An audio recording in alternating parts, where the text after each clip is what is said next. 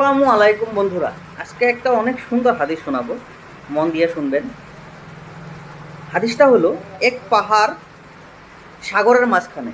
ওই পাহাড়েতে একটা বনি ইসরায়েলের লোক একটানা 500 বছর আল্লাহ তালার ইবাদত করেছে। আল্লাহ তালা আবার ওই ব্যক্তিটাকে একটা ডালিম গাছ আর একটা মিঠা পানির ব্যবস্থা ওই পাহাড়েতে করে দিছে। পাহাড় থেকে নামতো, একটা ডালিম খেত আর ওই পানি পান করতো। তবে এমন করে 500 বছর ওই একটানা পার করেছে আল্লাহর ইবাদত করে।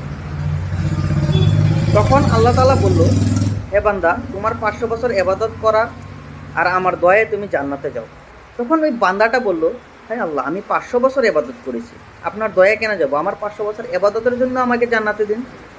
তখন আল্লাহ তাআলা বলল, ঠিক আছে, তুমি যাও, মিজানের পাল্লায় গিয়ে তোমার 500 বছরের এবাদত করো। যখন 500 বছরের এবাদত পাল্লায় উঠানো হলো, আর আল্লাহ দেওয়া নেয়ামত, দুটা চোখ থেকে একটা চোখ পাল্লায় উঠানো হলো, তখন চোখের ওজনটা বেশি হলো আর 500 বছর ইবাদতের ওজনটা কম হলো। তখন আল্লাহ তাআলা বান্দাকে বলল, যাও, তোমার জায়গায় এখন জাহান্নাম।